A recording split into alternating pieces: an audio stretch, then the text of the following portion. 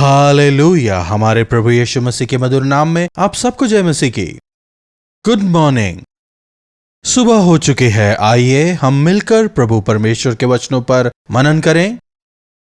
साल के 3 महीने गुजर चुके हैं, हम अप्रैल महीने में आ चुके हैं। आइए आज प्रभु अपने वचनों द्वारा हमसे क्या कहना चाहते हैं, हम मिलकर सुने।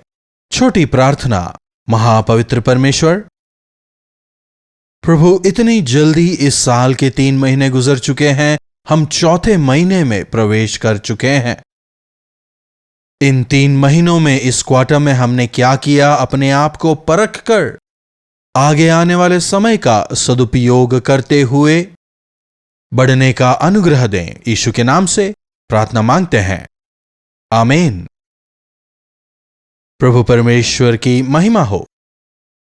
कितनी जल्दी समय गुजर रहा है। कैलेंडर में महीने बदलते जा रहे हैं, महीने निकलते जा रहे हैं। इस दौरान हमने अपने जीवनों में क्या हासिल किया? कहने का मतलब, क्या हमने प्रभु की इच्छा को समझकर उसके अनुसार अपने जीवन को बिताया है? हमें यह परखना होगा। एक वचन देखिएगा, इफिसियों की पत्री 5वें अध्याय की 16वीं आयत के आखिरी भाग को देखिए। क्योंकि दिन बुरे हैं। हमने सुना था कि अच्छे दिन आने वाले हैं, लेकिन आज के दिन तो बद से भी बदतर हैं, है कि नहीं? क्योंकि दिन बुरे हैं। पहले कभी भी इतनी बदतर स्थिति नहीं हुई।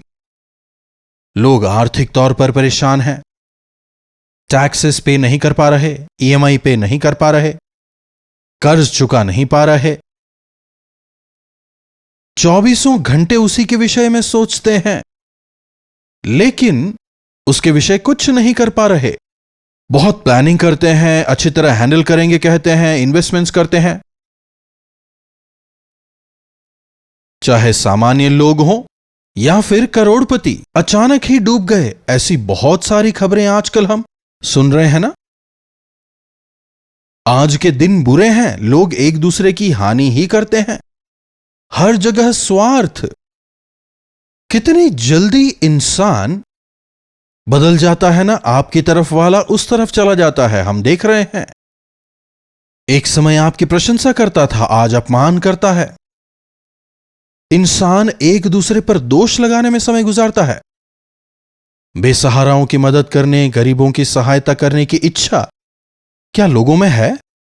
अगर कुछ लोगों में है तो केवल उनमें जो मसीह को जानते हैं। हर एक इंसान स्वार्थ से भरा हुआ है, यहां तक कि छोटे बच्चे भी। उनका बचपन खत्म होने के पहले ही, टीन एज में प्रवेश करने के पहले ही, वो विद्रोही मन, हठी स्वभाव, टीन एज में प्रवेश करने से पहले ही सांसारिक स्वभाव कितना अधिक उन्हें प्रभावित कर रहा है, देखिएगा। यह बुरे दिन है।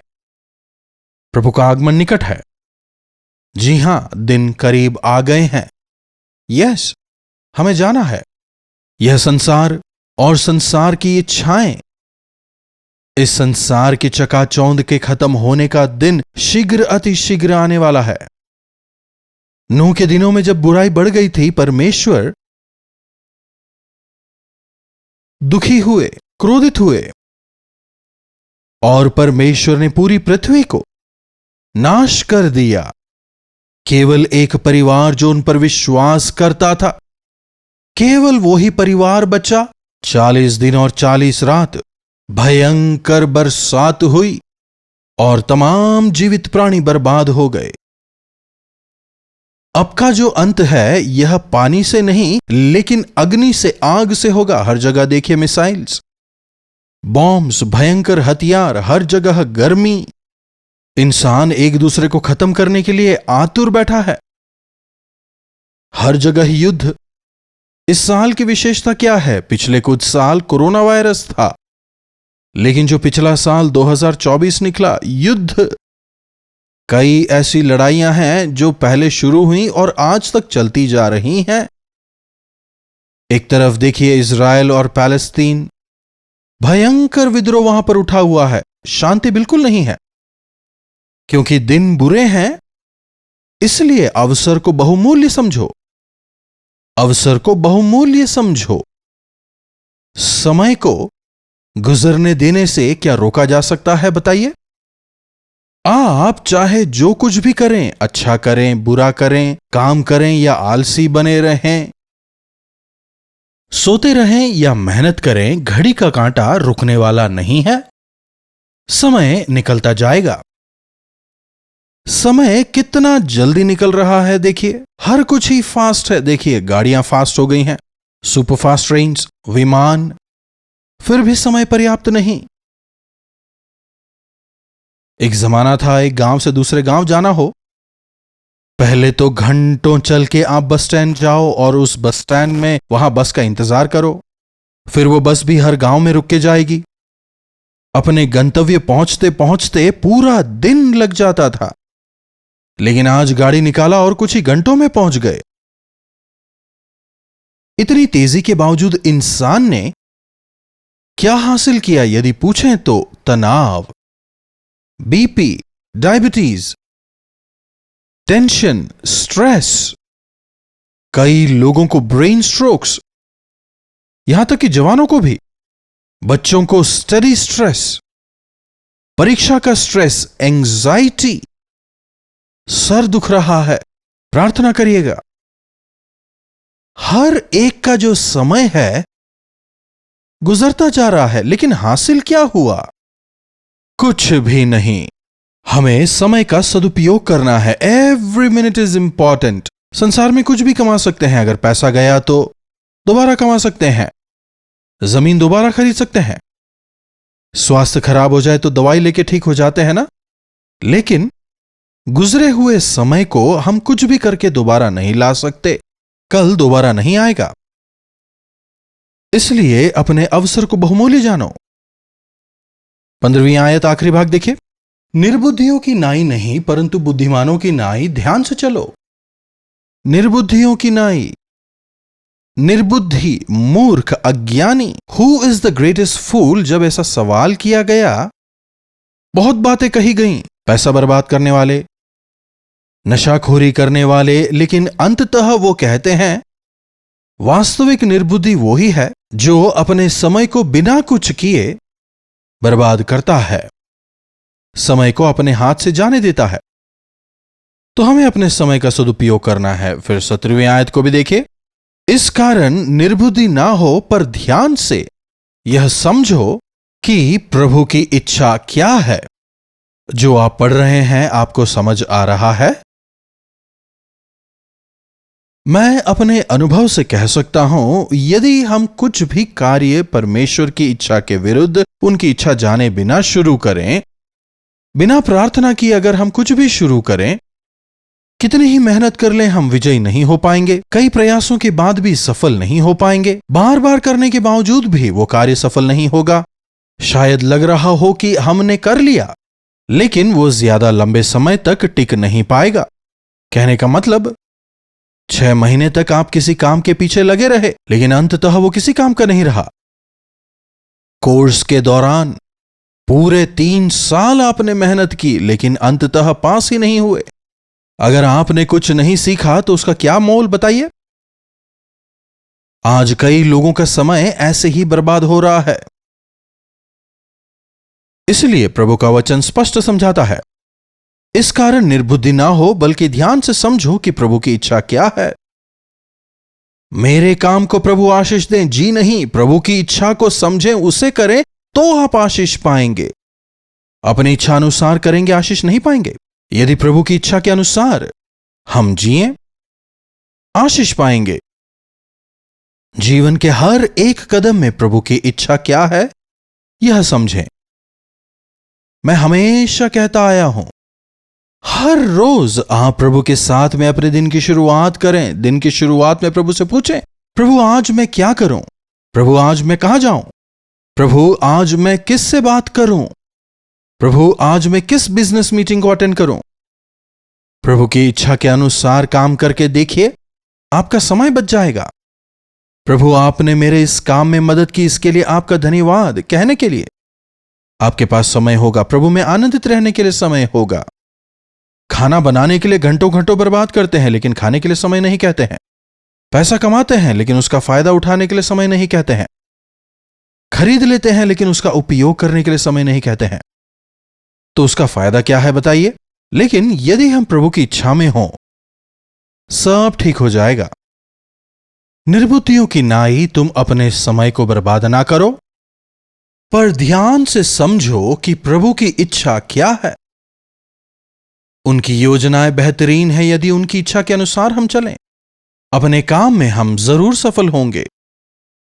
पतरस और यूहन्ना रात भर मछली पकड़ने का प्रयास करते हैं। इधर जाल डालते हैं, उधर जाल डालते हैं, कुछ नहीं मिलता। प्रभु सब देख रहे थे। प्रभु उनकी नाव पर बैठकर प्रचार करते हैं। नाव को गहराई में ले जाने कहते हैं जाल फेंको। पतरस क्या कहता है जानते हैं? प्रभु, रात भर हमने मेहनत की लेकिन एक भी मछली नहीं मिली। रात भर वो मेहनत कर रहे थे, इधर जाल फेंक रहे थे, उधर फेंक रहे थे।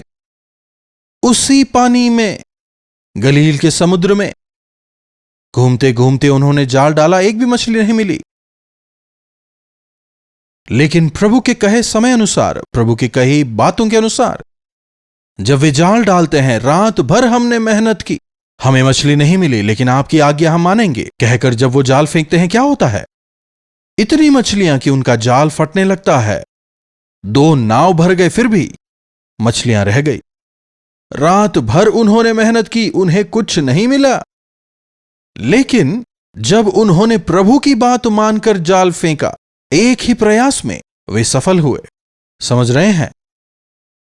पूरे हफ्ते की कमाई एक ही दिन में हो गई। हां, प्रभु की इच्छा के अनुसार किए गए कार्य ऐसे ही होते हैं। हम यदि अपनी इच्छा के अनुसार करें, सफल नहीं होंगे। कार्यों में विजयी नहीं हो पाएंगे।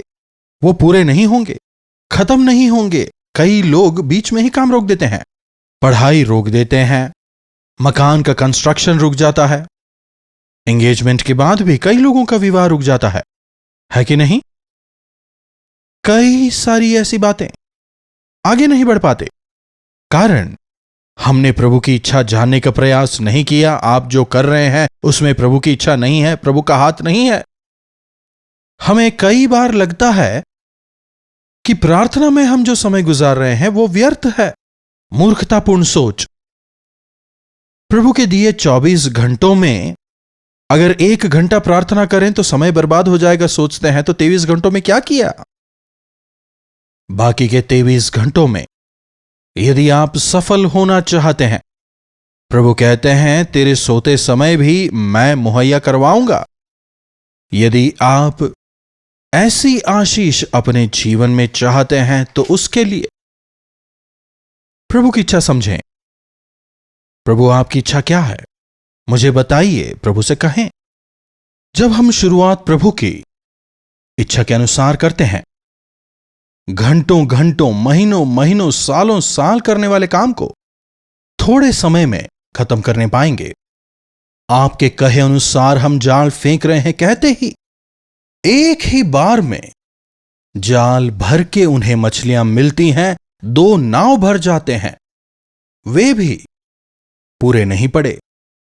प्रभु की इच्छा अनुसार हम आगे बढ़ें। समय नहीं है का बहाना नहीं बनाएं, बल्कि प्रभु की आज्ञा मानकर हम आगे बढ़ें।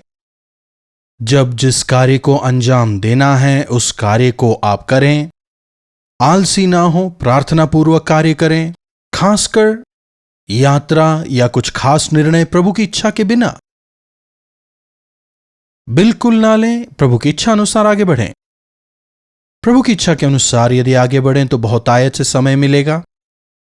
शरीर को जो आराम चाहिए, आराम करने का समय मिलेगा। प्रभु के साथ में समय बिताने का समय मिलेगा। प्रभु में हम आनंदित रहने पाएंगे। प्रार्थना। महापवित्र परमेश्वर, प्रभु, आज के वचन के लिए आपका धन्यवाद। जब हम इस संसार की ओर देखते हैं, यह किस ओर बढ़ रहा है नहीं समझ पाते।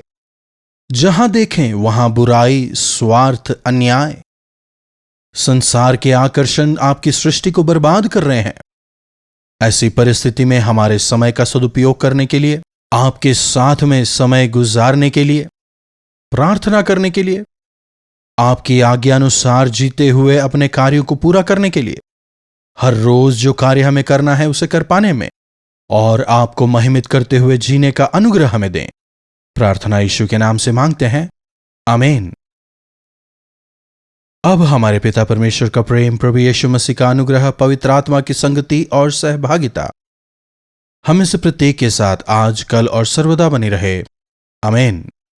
प्रभु परमेश्वर की महिमा हो। अपने प्रार्थना विषयों को आप हमें 9884907779 पर व्हाट्सएप वॉइस मैसेज या टेक्स्ट के द्वारा भेज सकते हैं।